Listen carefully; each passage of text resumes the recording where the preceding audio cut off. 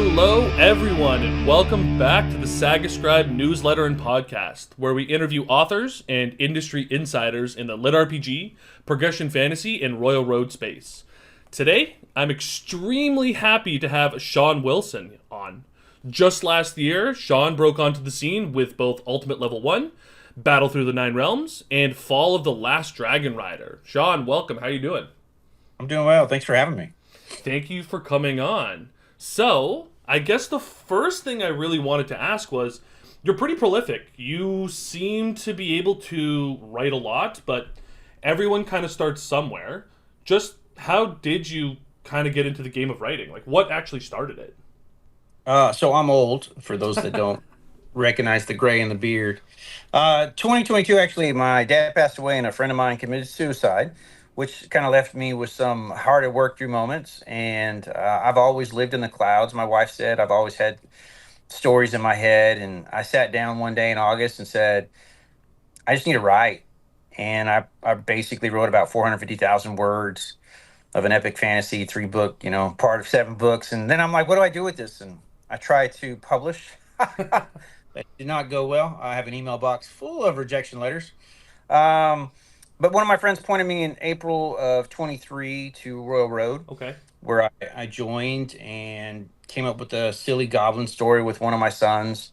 Learned the website, met some great authors, and then in June, I started writing my Dragon Rider story. Launched it in August. Signed a 3-book deal, which kind of blew my mind.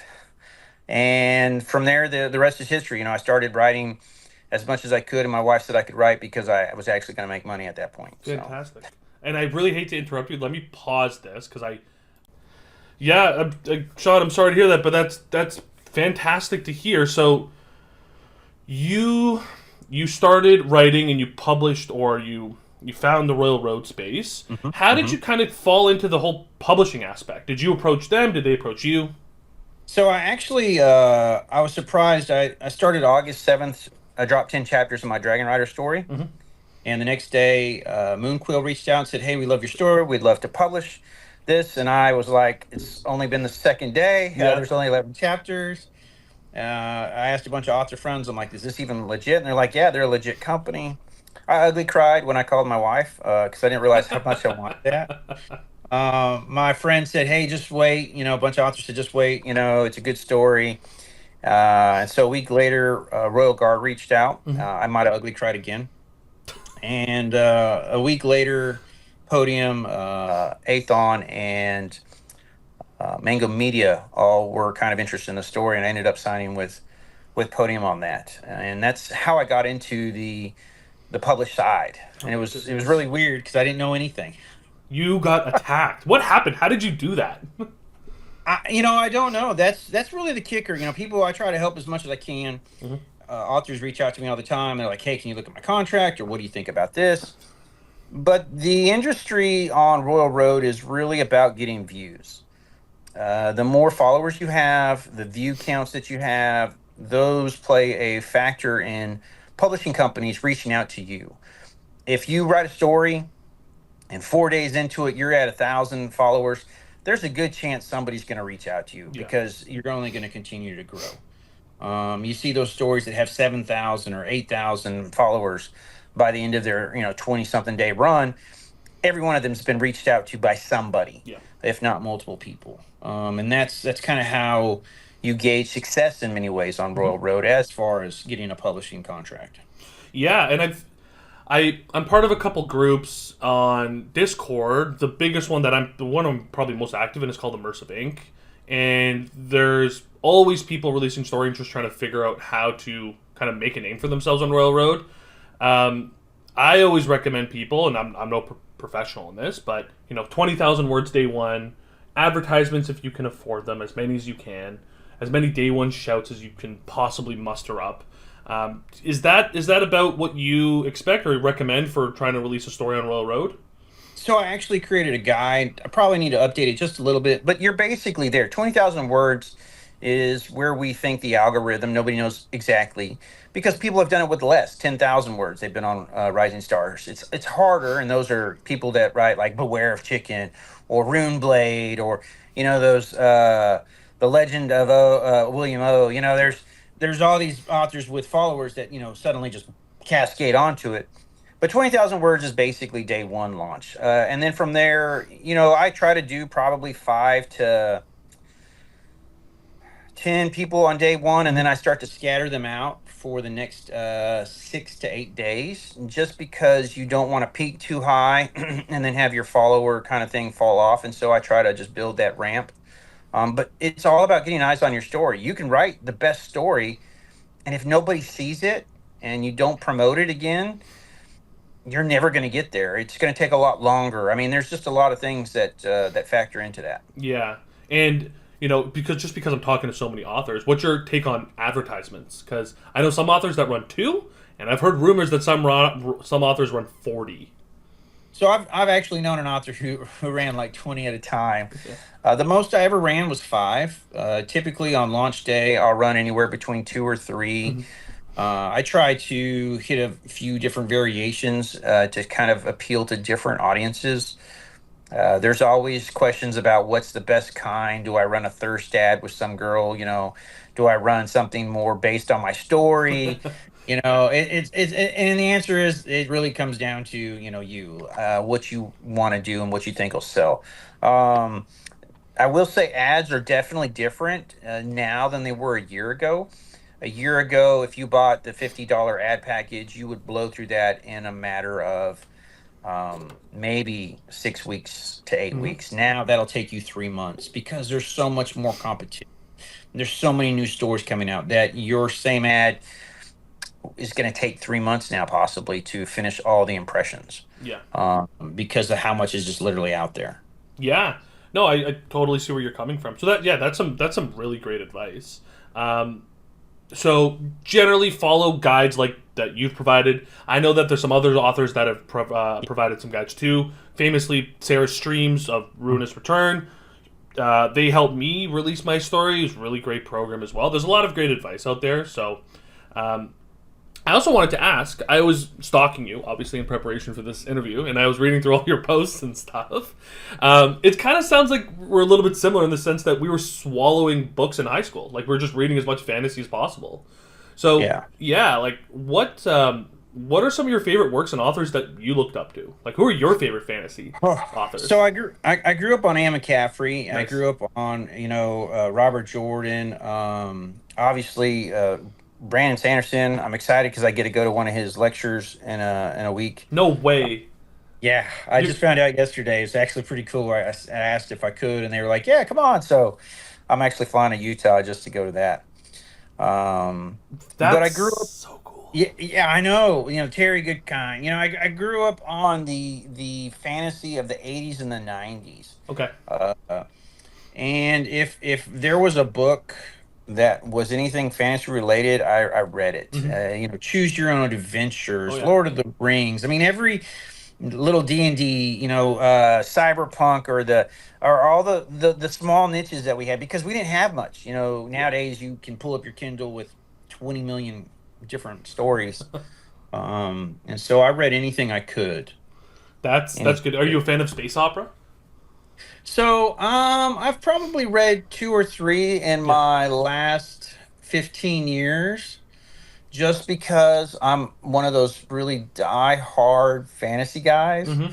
It's not that I don't like. I grew up on. I'm gonna be brain farting here. Hitchhiker's Guide to the Galaxy. Of course. Yeah. I've done it. I've read it. I loved it. But I really kind of fell in love with fantasy. So I know space operas are great things. Feel bad for my science fiction buddies. Yep. Just like the Grimdark guys and girls. But I'll be honest, I'm really more of a fantasy person. Yeah, you said something interesting there. You say you feel bad for your Grimdark friends. I wrote a Grimdark story on Royal Road. It did pretty good. Not great, Yeah. Did okay. But do you think that the space and the genre is just going more on the epic fantasy route and like progression fantasy and lit RPG, or? I think it's actually exploding on all levels. If you look up on Rising Stars, Cultivation. I mean, Cultivation sometimes dominates the list, and people are like, "How can you have 20 Cultivation stories all doing well?" It's because Cultivation is a well-liked market, especially with things like Cradle out there. Mm-hmm. Cultivation Nerd, and some of the others that have kind of changed a lot in the last 6 months. I think your grim dark is growing. Mm. Your steampunk is getting a bigger following as time progresses. I think all those genres are starting to expound and get bigger because the audience is becoming larger itself. Mhm. A year ago, 2 years ago, 3 years ago, you wouldn't have seen the variety that you have now, and I think that's just proof of what's being put out, the quality of it, and the voraciousness of the audience. Readers are definitely voracious. That's true. Um, yeah, that's. Do you think there's room for kind of the legacy fantasy authors to enter the kind of Royal Road space? Because I've heard some rumors and some rumblings that some old guard are kind of tumbling into the Royal Road space. So I went to Author Nation in Vegas this year, Hmm. which was my first time. Great. It used to be 20 books to 50K, but they changed it name wise. And I probably spoke with 10 to 13 different fantasy authors who are all making a run for our genre. Really? And I hate to say that like our genre, but they're, what we write in. Yeah. I spoke probably to about 6 or 7 fantasy authors, romance authors Hmm. that are trying to make a run for our genre because again, they write romance and it's not that much of a shift to cozy in some ways in their mind. And that cozy lit RPG, progression fantasy, it's all kind of bundled up still. So they see that. And I think as a market, Hmm. people have seen the potential chance to get published. Yep. Again, I've got 50 plus rejection emails from agents for my first thing I ever wrote. Part of me wants to be like, "Ha ha, look at me now," You should. You should um, be. but there is a large influx of people that are seeing the light of being published, of having a chance Yeah. to get their name out compared to traditional publishing. Totally, totally agree. The space is definitely changing. I just think that there's the old guard of Royal Road, but now they're the old guard of Royal Road, and I see all these new authors coming to the space offering up different takes. I'm not saying that they're better or worse or whatever. Just there's so much good content coming to Royal Road and new authors that I really do think it's going to just continue exploding. It's just unfortunate that I don't have. I would love to just like take a peek at Royal Road's stats. Like, what's their year-over-year growth? I just want to know. Oh, so they're actually keep talking and I'll see if I can pull up what we're talking. But one of the guys actually posted that the other day on on on just something. on just about like where all the views are coming from or how many views there could potentially be on Royal Road and things like Webtoon.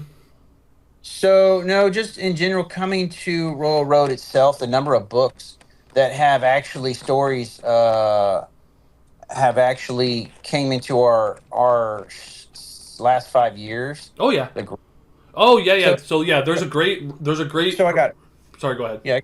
So there were 22,926 stories that came out in 2024 on Royal Road. It's a good number, right? In 2023, there were 16,596 Okay. stories. In 2022, there were 12,656. Hmm. In 2021, it was 10,800. In 2020, 9,000. And so you see this growth where, since 2020, it was 11.4% growth, 16.3, 31.1, 38.1. There is a massive growth taking place of stories being put on Royal Road.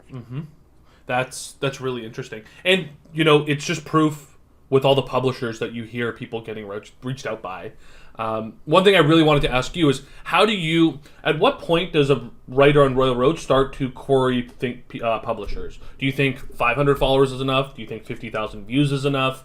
Because I constantly see messages like that across all the different discords. Like, when does somebody start talking or thinking if they could maybe publish things? So the problem is the majority of publishers out there aren't going to look at you if you don't have at least 1,000. Mhm. Now, again, that's not always the case. I've known a few people with 500 followers that have Yep. gotten good contracts and have been allowed to publish. The majority of them won't look at you without 1,000. Some of the bigger ones, nothing against Athon or Podium, They're probably not going to look till you have 2,000. Shadow Alley, again, it's kind of similar stats unless there's something in the story that just draws them to it. Hmm. Portal's really hard. They do great work, but they like to cultivate authors. So the few that they take, they spend a lot of time investing. Tantor, I mean, Manga Media. There's all sorts of different publishers.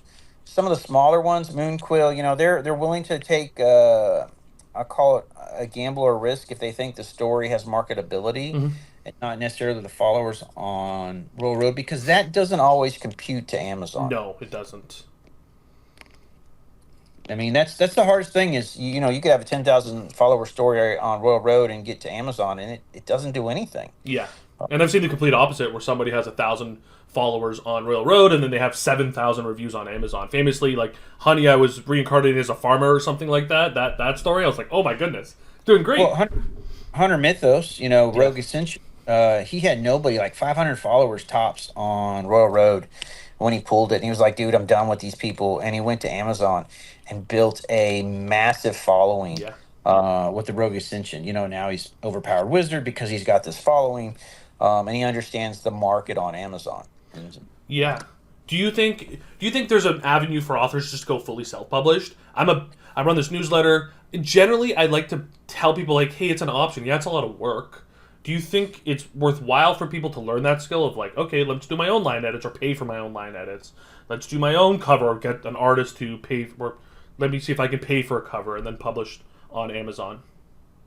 So the answer to that's two or threefold, and I'll start here with what I know, what I've seen, and my thoughts going forward. Hmm. What I know is that right now the bar for our content on Amazon is rather low. Okay. If you've ever read my first book, Ultimate Level 1, the grammar and some of the writing was not very great. And that was one of the first books I ever wrote. It literally was a lesson in learning to plot. Yeah. I told myself, hey, I signed a 3-book deal. Now I need to learn how to plot. So I said, hey, I'm going to write this story. Silky over at Mango Media reached out, said, hey, are you going to do a new story? And I said, yeah, I'm just plotting. And he actually signed the book before I penned a word, because it was my November write-a-thon. Oh wow. Okay. Yeah, it was That's kind of great. crazy. I was like, oh, I signed a book deal. And they're like, well, what story? I'm like, the one I'm going to write next month. And they're like, what? Like, how in the world? I'm like, I don't know. He's just signed a book deal with me. He said, I have faith in you.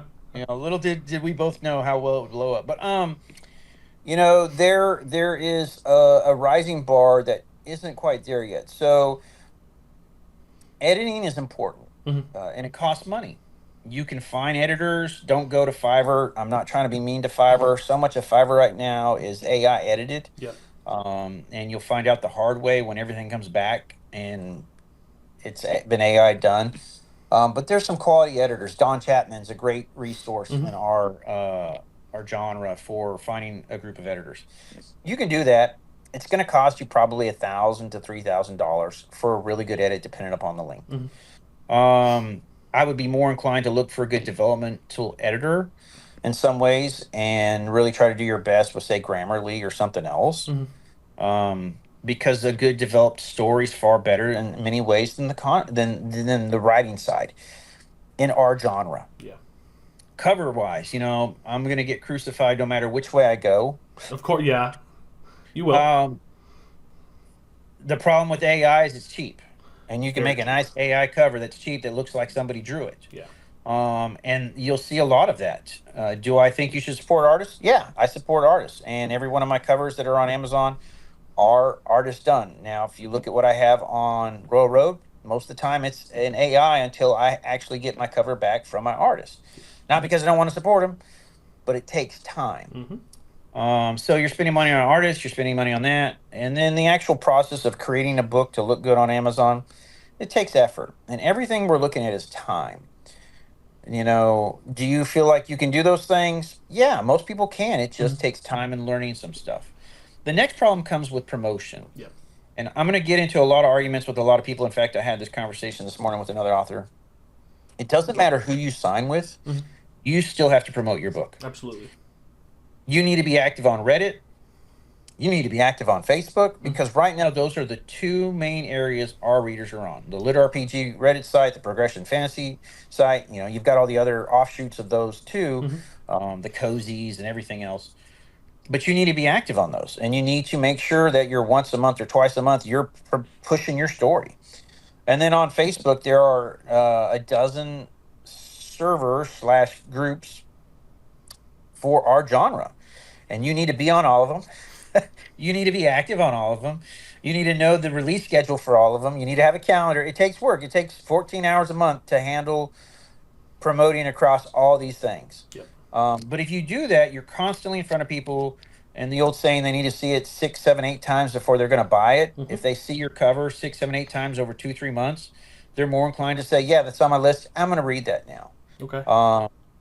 So can it be done? Sure. Now, let's say Bob gets offered a contract from, I'm just going to say publisher A, Mm-hmm. for $5,000 as an advance per book, and 25% royalties on audio, maybe 40% on ebook. And people are like, that's crazy. Why would you take that? Mm-hmm. Well, Bob has to decide, do I believe in my story? Mm-hmm. Do I think my story's going to take off?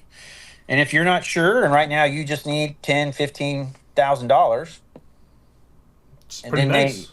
you take the money and run, right? Yeah. And eventually maybe you get paid down the road, but you took the money and you got paid and you're published. Yep. Self-publishing gives me 70% of whatever X is. Mm-hmm. I try to be open and honest about what I've made. Last year, Ultimate Level 1, all my stories with Mango made about $400,000. That's great. I don't get all that. No. Because I share that with the publisher. Yeah. But what's great is, it allowed the publisher, Mango Media, to go out and acquire, I think he acquired like 10 other authors, 11 other authors, Mm-hmm. hired an artist, hired 2 editors, hired an assistant. And now you have all these other book series coming out through Mango Media, which continues to grease the wheel. So you have to choose, do I want to put in the work and then have to promote my story, run ads, or do I want to maybe go with a publisher who can help me with that and allow me to spend more time writing? And that's where the real question comes down to. People say, why do you still sign with companies? Part of it is writing. I like to write. Mm-hmm. And all that time that I'd have to spend doing else, I don't get to write. Yeah. And then you have companies like Athon, who has a really great marketing email group. Fantastic. You sign with Athon, day one of your launch, every one of their members is going to see what came out. So those are all questions you have to ask. I'm always a big regardless, authors have to promote their own work. I totally agree that people need to be active on the subreddits and the Facebooks. Think about how many times you personally, as a person, go on the subreddits and just like scroll through and see what people are posting or talking about or what's released. Everyone kind of uses the same templates nowadays, but they're shifting. People try different things. That's just generally really good advice. I appreciate that. And one thing that I always struggled with too is a lot of authors struggle with just getting words on the paper. I think a lot of authors struggle with keeping up with the schedule of Royal Road, and you wrote a really good article about just like how to write faster. I did want to ask you like what your process looks like for writing a story. Like, how does Shawn Wilson sit down? How do you plan out your story, and how the heck do you write so much with like having so many kids as you famously have? Don't have 6 kids. So the hardest part, I think, is everybody's different, and that's one of the things I try to mention in that one guide. Is the first process is, how do you write? I've always been a pantser. Okay. Because I've always had in my head just stories that just come out. Sometimes I lay down and I dream it, and I can lay down sit up the next day and just write because I dreamed what I'm going to write. So surprising! Did not expect that. Which is kind of cool. Like I had in book 6, which just came out, the final boss fight for book 6 of Ultimate Level 1. I dreamed that fight for 3 days to find the version I wanted. Things work through. And people laugh when they hear that. I'm like, no, like I didn't like the way I wrote it, and so I said, no, I'm going to take some time. Yeah. And I spent 3 days just dreaming at it overnight. I'm like, how do I want this fight to go out? Yeah. And finally, like on the 3rd night, I was like, no, this is how I want it. And so I wrote it, and I really liked the way it ended. I now plot a little bit. I set major goalposts. Okay. So, I don't plot like book one of Ultimate Level One. I plotted 50 chapters exactly. Hmm.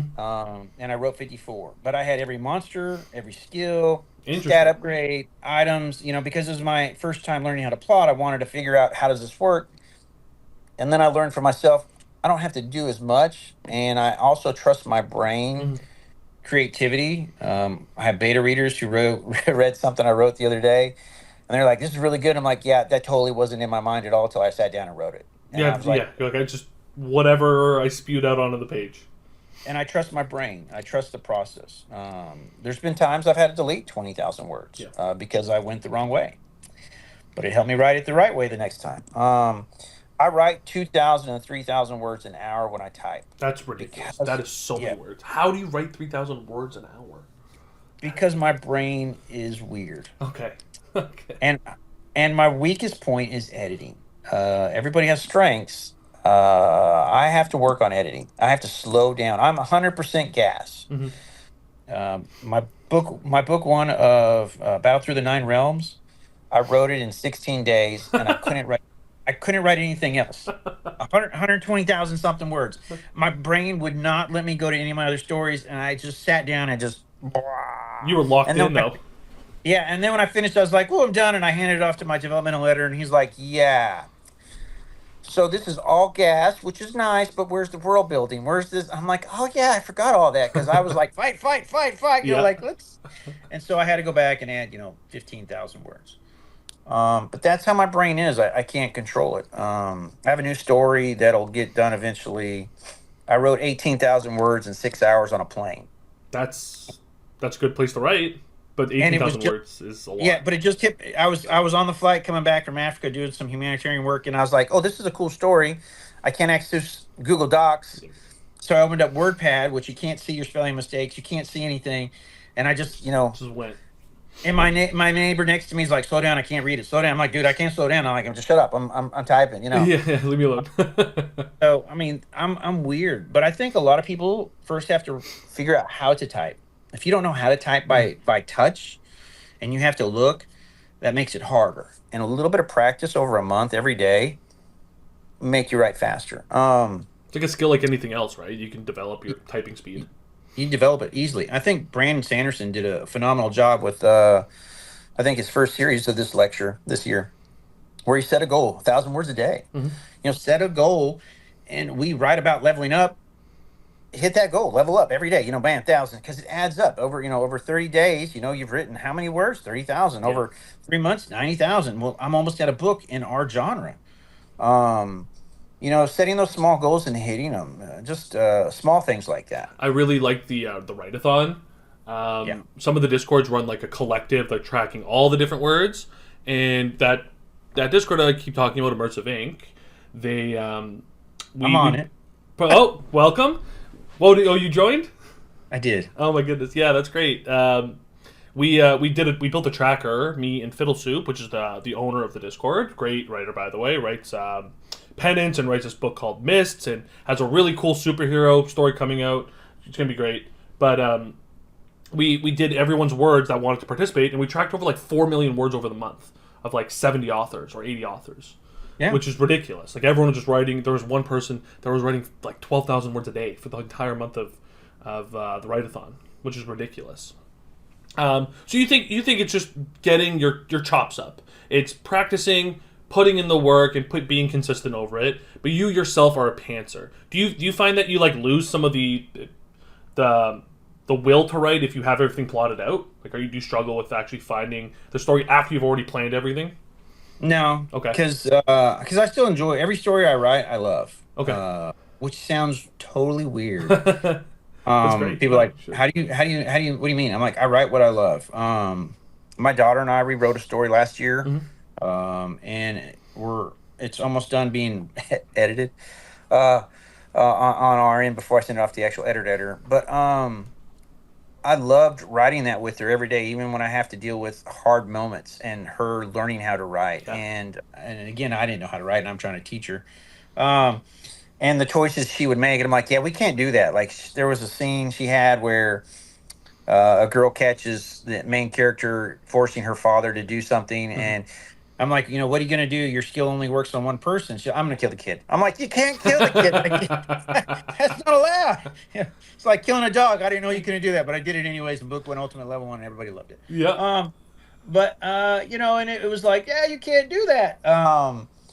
But I love getting to write. I love the story and what I'm trying to convey. And so whether I plot it or not, it's really just getting to share that with somebody. Yeah, that's kind of where I wanted to go to with just asking you some questions. Is oftentimes people are in this in between where like, they think to themselves, "Hey, I want to write like what I want to write, but I also want to like make money."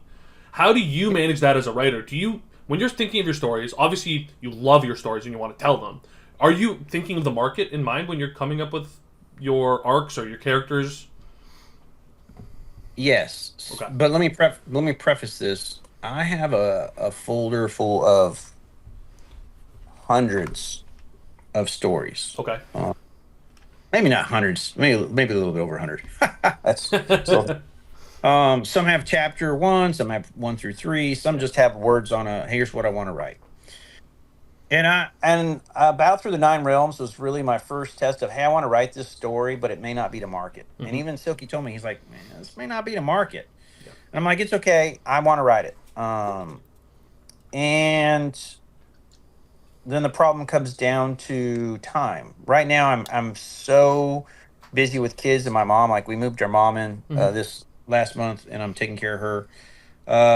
On top of kids, Yeah. on top of sports, and I wrote 2 million words from June 23 to August 24, Oh my goodness. which allowed me to publish 9 books last Oh year. my goodness. I I hope you understand how much that is. I do. Okay. I do. That's I have it on. I have it on my shelf. And I don't mean that in a bragging way, but what I'm Yeah. saying, like, and impressive. now, January, February, March of last year, I wrote 200,000 words plus every month. Yeah. This month, I'm struggling to hit 90,000. And again, people are like, "Oh, he's struggling to hit In a 90,000. month. He's such a twat for only 90,000." One of my British friends is like, "You're such a twat." I'm like, I know what that word means over here. I think we're culturally insensitive. But for me, it pains me because I can't write multiple stories. So I had to set aside my Viking story and tell my people, "Hey, I'm 30 something thousand in book 3, and I haven't touched it in 3 months because I don't have time." I have a time loop story that I'm 50 something thousand words to, and I can't write more because I don't have time. Yeah. I think what you can do, though, coming back to your story, your question, and this is where I was going, is what you want to write, and you can look on the market and see if those line up. And hopefully you have a few ideas. And I'm going to upset some people because we talk about this all the time. The truth is, non-human main characters does not sell as well as a human main character. Does not. There are a few very small outliers, but the majority of the time, it doesn't happen. Dead Tired. Look at Dead Tired. Dead Tired blew up. Non-human main character. Vampire Loot and something else. Can't remember. It's a great story.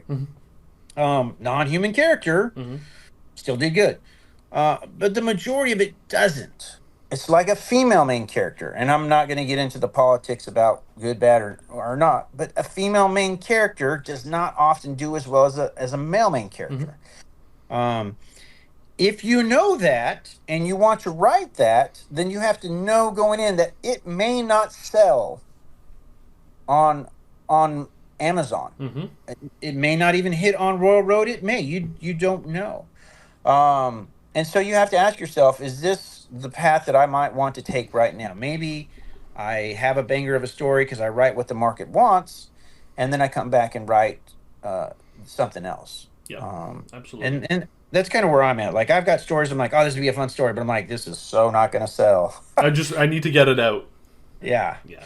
So That's good advice because some people write to market and some people write for themselves, but you can do something in the middle.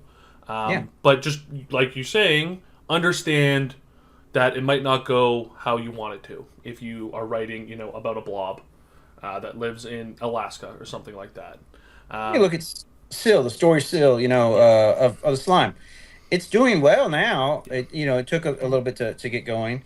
But also, how many bunny girl stories have popped up lately? Oh my goodness.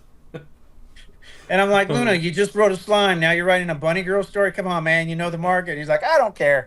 He doesn't care. He's yeah, writing what he wants, and he's having a blast doing it. that's great. And so I cheer for him. I mean, but yeah, those are those markets you have to Mhm. understand, which also makes publishers sometimes be like, I don't know if we want to sign that because we may not be able to sell it. One of my favorite niche authors is Kia Leap.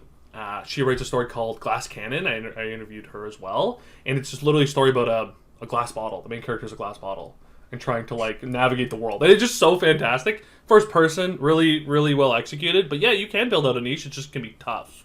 Yeah. How about magic systems? So, first of all, I want to know what are some of your favorite magic systems. Maybe you know what? Maybe in fantasy in general, and then lit RPG. And how do you go about working through some of your magic systems? So, growing up with D&D, old school D&D, Yeah. by the way, fifth generation's so much weaker compared to old school. The power of levitate. I'm just going to raise them up 100 feet and drop them. Gravity. Who needs that fireball? I think magic systems, when I look at all the different ones, I love like Cyberpunk's variation between blending technology, magic, Mhm. the web, the net. I mean, all those things, and yet it all worked together. And rock, paper, scissors. You know what I'm saying? Yep. You look at things like obviously the Wheel of Time's magic system and how there was a power behind it for guys, but the problem was they couldn't control themselves. They Hmm. lost themselves. I mean, it created the potential for great power, but also at what cost? I'm a Um, massive fan of Wheel Time, by the way. It's my favorite series yeah, ever. It's that's how I found love Brandon it. Sanderson. Was he finished the series, and people were like, "Oh, he did horrible job." I'm like, "Man, I'm happy he finished it. I thought it was fine." Thank goodness. Uh, Yeah, it was great. yeah.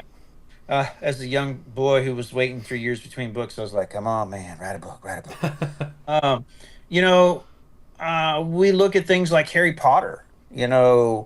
We joke about Harry Potter, but Harry Potter has a very immense magic system with certain nuanced rules. You get the wording wrong, doesn't go the way you want. Yeah. And it's learning the small things. And then we look at lit RPG, and that's probably one of the things I do a lot and help is talk with people about systems. Okay. I've Okay. coached probably a dozen or more people on their systems. A Yeah. lot of people come to me and say, "Hey, what's your thoughts on this?" Hmm. I'm currently working with two other authors on their system, and part of the problem with lit RPG is we're going to call um, crunchy, Hmm. super crunchy, crunchy, and light. Yep. Absolutely. If you've ever read Beneath the Dragon Eye Moons by Silky Myth, Hmm. that is a crunchy system. About as crunchy as And it gets.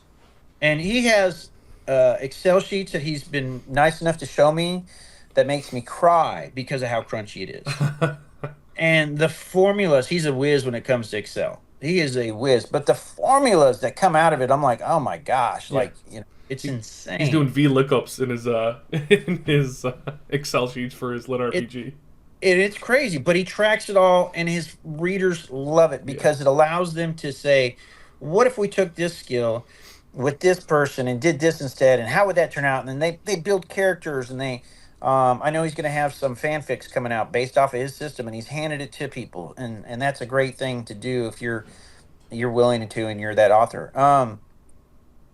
You look at others that are crunchy, but they're not as dense, and Mhm. so I would say System Apocalypse. I'm going to brain fart on his name. Do you mean System Universe or System Apocalypse? Okay. System Universe. Sorry, yeah. It's not super crunchy. Yeah. No. It's easy to follow, Hmm. but it's not light because there's always numbers. There's always things. It is easy to kind of understand and be like, oh, there's a system. Yep. It all works together. It follows this pattern. I don't really have a lot of what ifs, or I don't know how to calculate this. I had a guy who actually read my story who was a mathematician and figured out the quantitative formula on how much dexterity played into speed based on how fast my character covered distance in a certain amount of time. And he wrote it out. And I'm like, dude, that's Perfect. awesome. Like, congratulations, you did it. And then I Yeah. copied and pasted it into my Excel sheet. Uh, Thank you very much. Thank you for doing my homework for me. And it was really great. It works Yeah. well. Still works. But it was one of those things where I was like, I'm not that crunchy, buddy, but I'm glad you think I am. Appreciate that. Um, and then, like my Dragon Rider series, there's a few others out there. It's what I call light. I Hmm. have just limited numbers of stat sheets, small skills, simple things. And it's just enough to reference, hey, the character is leveling up, the character is growing. Yeah. Here's some ways to view that, quantify it. But I'm not going to beat you down with and some people like it, but I'm not going to beat you down with a character sheet every chapter or every other chapter. I'm Hmm. going to wait till big moments and then just small steps. But what is more important out of all this, coming back to that, is your system has to work, and you can't wing it as much as a pantser might like, Hmm. especially the longer your story goes. Absolutely not. Yeah, you can. Because there's nothing worse than breaking what you created Yeah. and people getting mad that you totally broke it because you didn't plan it. So I have a spreadsheet that I've been using now for 7 books Hmm. that still works. Okay. With and occasionally I've made like a few number twitches at the top end Hmm. because we haven't got there yet. But I basically can tell you my main character Max and his progression from A Yeah. to Z because I know exactly where the numbers are going and I know exactly how high his numbers are going to be Hmm. at the end. Yeah. But I had to create that. I had to take time. And so when I write the next series after that for it, I told people, I'm like, I'm going to take a month and I'm probably going to plan out the whole system so that when I write, the God system, it's it's going to work. It's not going to break halfway through and I'm like, oh gosh, It's now what not do I just do? whatever you want. Just Yeah. yeah. And I think that's important in our genre is you have to have a system people can see being not necessarily realistic, but that it works Hmm. and that it's thought out. Yeah. No, that's good. I did want to ask, like, how important do you think the leveling up is to the whole dopamine part of lit RPG? It's a lot. Yeah. You think it's a big factor in people why they like these stories or why they keep coming back? I think when you look at stories as a whole, people want the main character to not only progress as a person or Yeah. a being or whatever, but they want to see the power scale. But they want to see it scale accordingly and have value, Hmm. have meaning. There's nothing better than when people are like, oh my God, that fight was great. What do we get next? Because they're Yeah. like, I want to see the skills. I want to see the numbers. I want to see how they improve because they know that prepares them for the next part of what you promised. And I Hmm. think, again, you have to promise them something and you have to deliver on that promise. And if part of what you've said we're going to accomplish Hmm. requires me to take my main character from here and get him to here, every step brings them closer to that goal that they're buying in for. Absolutely. And that's what you got to do. And Yeah. they want to see. Yeah. The people like the payoffs, and lit RPG provides literally a payoff. It's the formula. Hey, Yeah. you have a quest, a literal quest, not a figurative quest, but you can actually just go out and kill 50 monsters to get, a rare grade whatever. Yeah, that's I really appreciate that. Going back to characters, I actually think your real strength is in your characters, in my opinion. Just from reading a couple of your books, I think you're really strong in building out, especially Max. You really seem to like characters being thrust into a life that they didn't want and working through that and then getting good at it. How do you go about planning your characters, and what do you think makes for a really strong main character, like the character we're following from start to finish? So I think when I thought about Max, and I'm going to go with Max Yeah. first. So many in our stories, it's somebody that wants to be something, and when you put it on a swivel and you go, well, what if you can't be that? Yeah. In our own life, we want to be X. And what happens when we can't be X and we're forced to do Y? Hmm. And my wife's greatest statement to our children is, I don't want to go to work every day, but I got to go to work. Yeah. And I'm like, yeah, I go to work. I'm going to go work. But I mean, there's what happens if my life was totally different? What happens if everything I planned or hoped for or dreamed is shattered? And what happens if I really have to work at that? And I think that gives a little bit more realistic a vibe to it. I've got a story. I talked with another author, and he's like, dude, if you write that, people are going to totally 100% be like, I know that. I'm going to be able to Mm-hmm. associate myself with that. Not that they're, some great hero or anything, but because all of us have aspects of our life um, that we want to find a way to close and be accepted for. And Mm-hmm. so with Max, I wanted a character that was shunned, was hunted, and had to find a people group, Yeah. had to find a family, Mm-hmm. had to find a way uh, to grow stronger eventually, not just for himself, but for those that he cared about, and wanted to find a way to resist the temptation to basically burn the world down when he had the ability to burn the world down with his skill. But be the person who he was I'm just a simple guy that wanted to bake. I didn't have desires to be the biggest, baddest guy in the world. Mm-hmm. And so that doesn't this newfound power doesn't make me evil inherently. And so the struggle, of course, then of good versus evil, of my own internal desires. And I think book 7, um, which is on Royal Road, people are like, I love the fact we're coming back to book 1. So book 7, we go back and we start fixing all the problems of book 1. Yeah, that's great. And it is. People are like, oh my God, I've missed this person. Like, Yeah. why don't you write more of this person? I'm like, because the story's not about Amy the baker Yeah. and, Big D. I'm like, it's about Max. So we just get a little screen time. Um, and it's those moments of that there is life. There's going to be a wedding. Well, you're going to have a wedding. Why would you have a wedding? Because that's life. Yep. There's those moments of stuff. I think characters also, if you can give them a voice, it helps people to hear it. Mm-hmm. And I've learned this from some great authors. You listen to different audiobooks, especially. I love Jonathan McLean. But anytime you listen to an audiobook and you really hear that narrator who gives that character a voice, it just, man. So I would say 3 things. That was a long story. Sorry. No, that's Easy. great. I would say first, decide the kind of character you want for the story that you want. I could have made Max a murder hobo, Yeah. and that would have been a totally different story. Mm-hmm. And that would have punched the buttons for some people. But we would have burned that book out in book 3. I mean, that would have been it would have been a firestorm. There would have Mm-hmm. been no long-term ability to really to push that.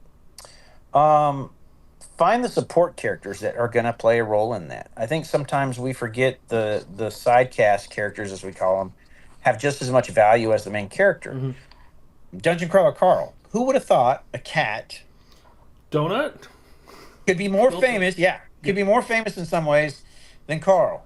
Donut is definitely more famous than Carl. But yeah. Because some would argue that Donut's the main character, Yeah. and it's funny, I've talked to Matt before, and he laughs and he'll never comment on that.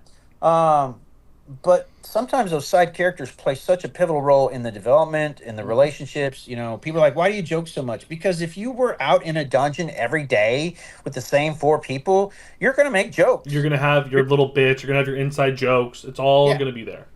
You have to. That's how you get through life. It's like you and your best friend, you walk up and you're like, what's up, dork? What's up? Whatever. You just have those Yeah.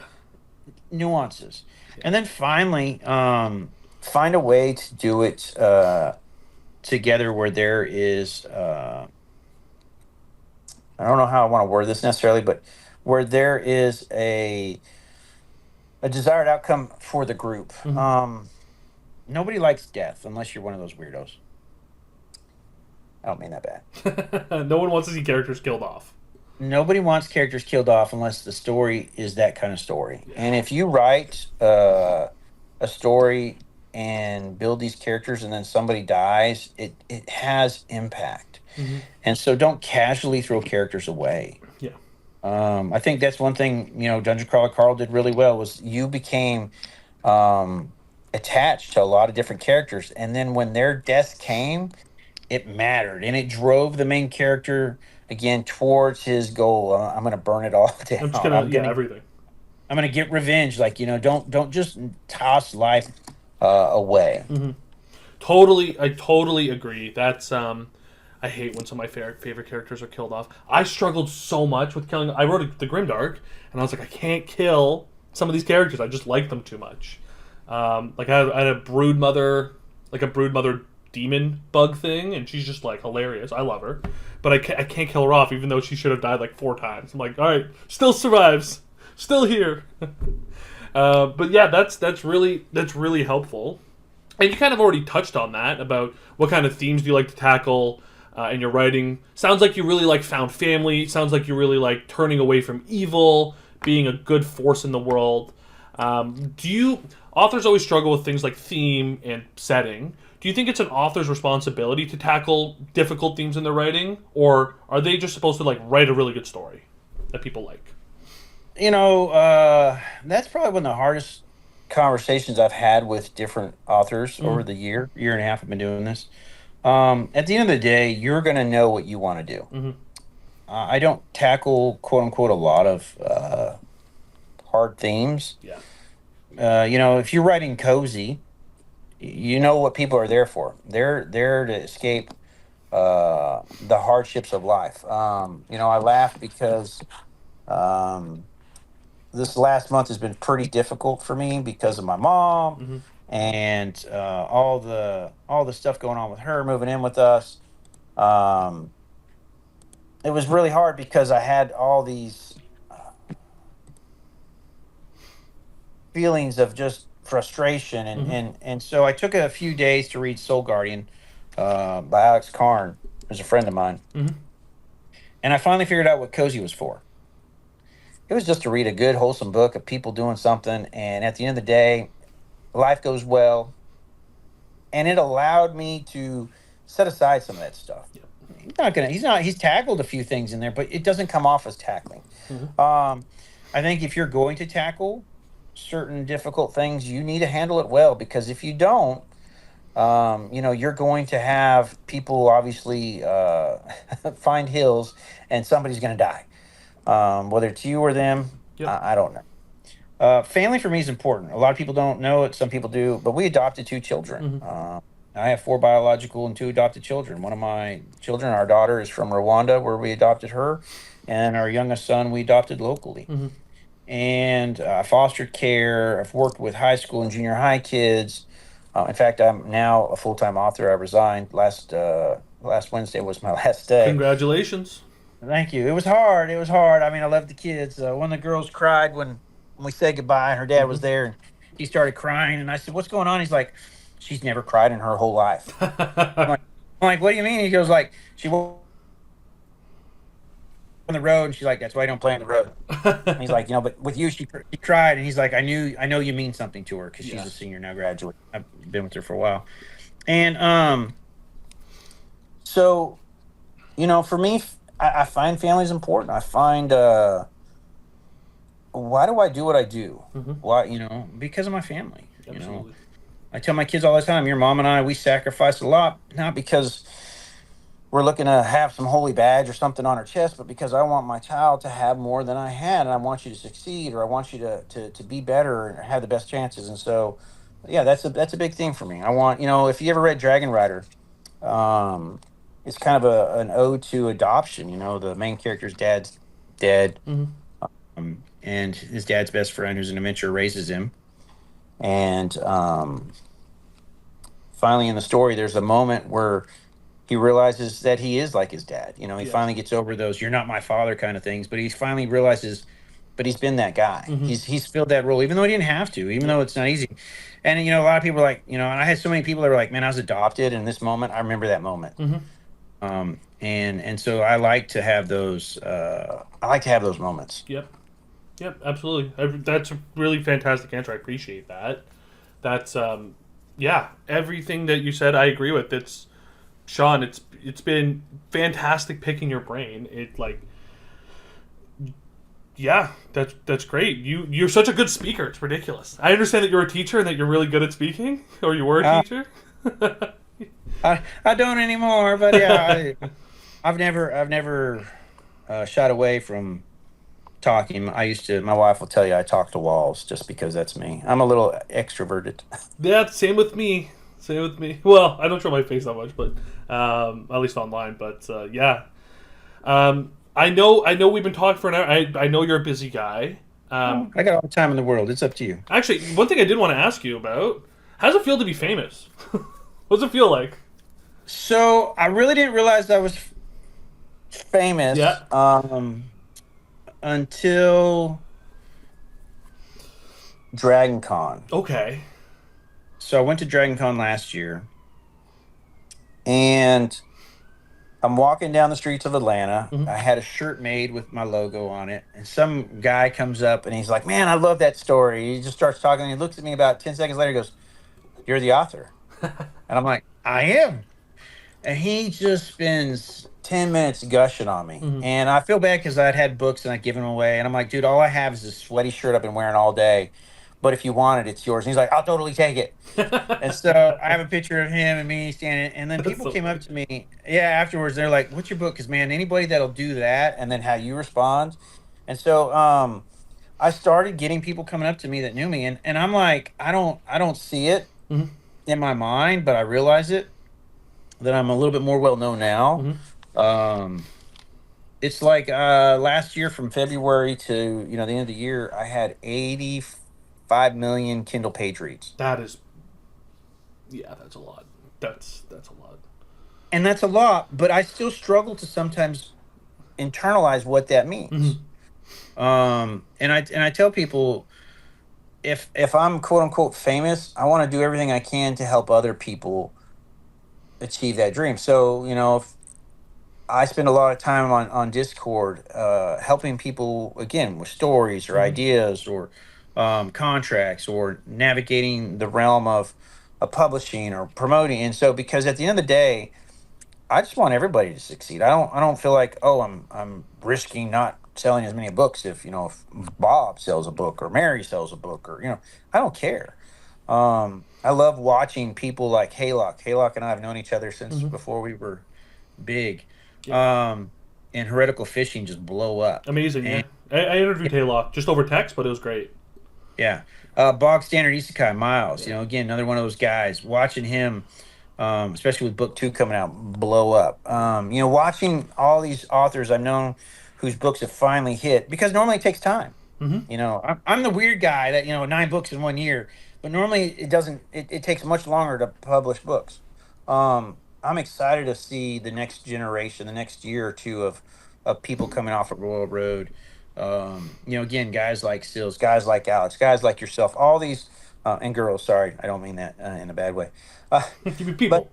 people, all these authors have their moment to shine. And it's funny because like I have a webtoon in production.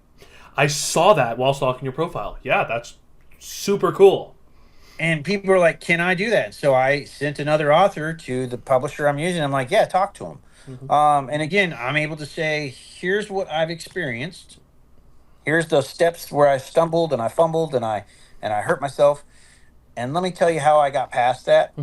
And I want to help you get to that next point as smooth as possible." And so that's always my goal. That's great news, and I'm sure it's a little bit weird to okay, you read all these people growing up, and now you're talking way at the start to bring it back like the first 4 minutes of our chat.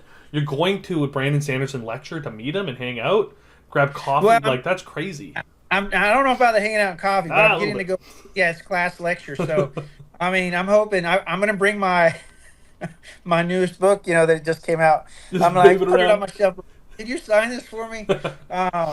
But at the end of the day, man, I would love to, again, get to just to chat and meet with them, Hmm. and yeah, coffee would be great. But it's getting to see those guys, that have been uh, pillars in this community. Yeah, And you watch him now. He's trying to assist the same thing. I'm not as big as he is, but I'm trying to assist um, the people behind me. I would say, that are coming up next, and hmm, that's what he's doing. You look at Matt Dinneman. He's paving the way for all of us with his success oh yeah. of his story. Dungeon Crawler Carl getting a deal for the TV adaptation. I mean Hmm. that's huge I for us. cannot wait for that series to come out. I literally Yeah, cannot wait. and he is probably the most amazing poster boy for our genre because he's always smiling. I think he went to 19 conventions last year, It's probably too many. That's a lot. I get so tired of that, but that's good on him. Hey, but he's doing it to help. You know what I'm saying? yeah, and it promotes, and that's I think what's cool about our genre is, guys like Sanderson, guys like him, we're all just trying to help pay it forward, and I Hmm. think it's great to get a chance to meet guys like that. Like, I'm gonna come home hopefully with a book signed by Brandon Sanderson and be like, look at Look at me. me! Learn about And all his additional secret projects. yeah, I can't make it to Jordan Con because I got kids and a wife. They won't let me go away. But Oh my goodness. I want to be that guy that no matter what happens, I mean, I'm excited just to be part of a community Yeah. that loves what we do. Yeah, it's definitely really fun because it's so funny because I'll read some articles and stuff from like IGN released a top 10 of best lit RPG, So and it's so interesting because it feels like one of those genres where like you can immediately tell if somebody's in, if somebody like keeps up with Royal Road or even like reads the stuff.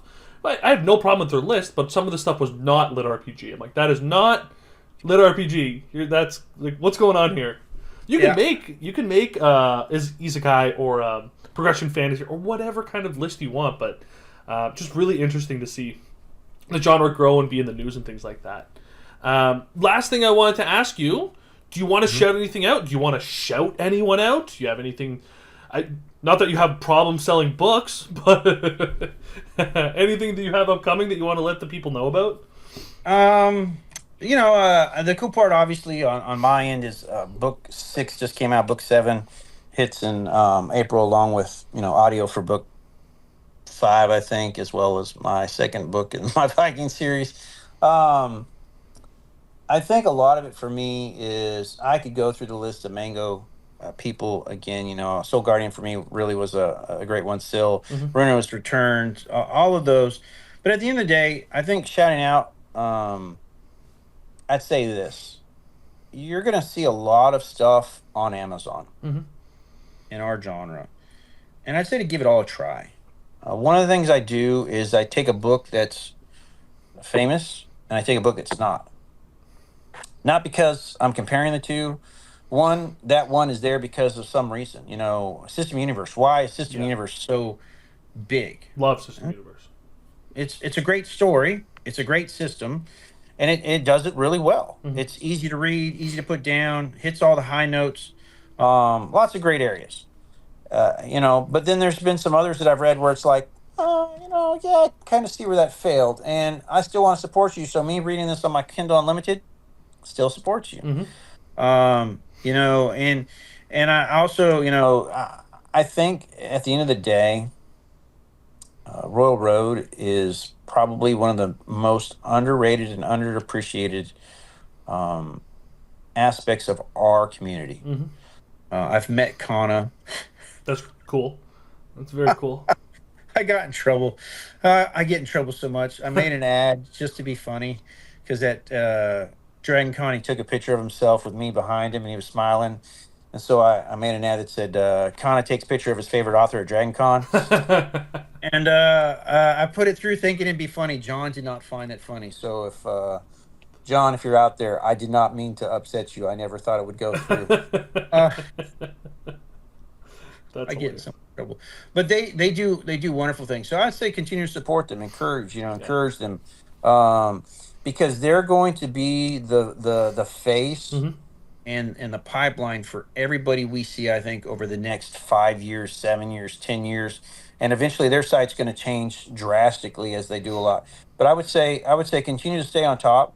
And for anybody that out there is a new author, wanting to learn how to write better, I'm going to say Mm-hmm. read. Yeah. If you don't read, it's hard to know what's good. I read Runeblade the other day. It's been a month. Why did Runeblade do so well? Man, the tension in that was just dialed in Mm-hmm. perfectly.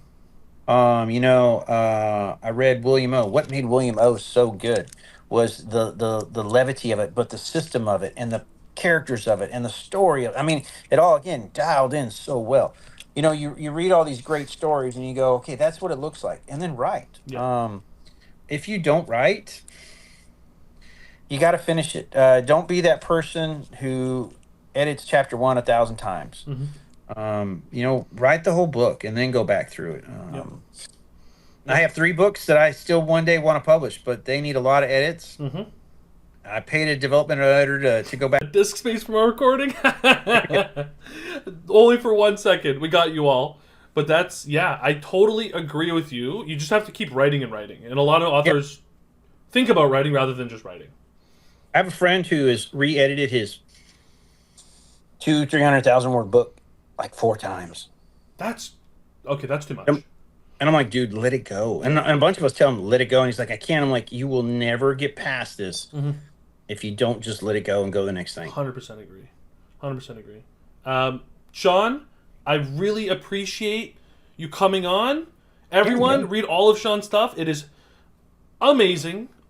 Every single one of his works. You're actually one of the writers that I convinced one of my best friends to get into lit RPG with. So he read Ultimate Level 1 while he's in Australia, just traveling for a year with his new wife. And yeah, you're one of the authors. It was you and Matt Dinneman, so that did it. I appreciate that. Yeah. And if anybody ever has questions and I can help, don't hesitate to hit me up. I mean, I still give shout outs when I have space to people that are brave enough to poke me and ask for shout outs because somebody did it for me. So that'd be you know what? That's good to know. Now I'm just gonna go blast it off to everybody. Hey, everyone, go ask Shawn for a shout out. Yeah. To be fair, I did the same thing. I messaged like a lot of the authors. But Shawn, thank you very much, and everyone, thank you for listening. One last thing. Oh yeah, go for it. Yeah, absolutely. All right. I did forget because I'd be in trouble here. I got as we were talking. My friend Alex, Reckless is what he goes by. Okay. We're doing a launch on the 10th on February called Multiclasser and the System Apocalypse. Very cool. If you're up for reading it, it's just something fun. I'm co-writing it with him. Basically, double classer in the multiverse. He is trying to get into the genre, and so I spent a lot of time working on the system and just kind of giving him tweaks. So very cool. February 10th. Yeah, February 10th. It's hard to believe it's a couple days from now, man. 6 days. It's like a week. That's ridiculous. Yeah. Again, Shawn, I appreciate you and thank you for coming on. Everybody, have yourselves a good day. See you, brother.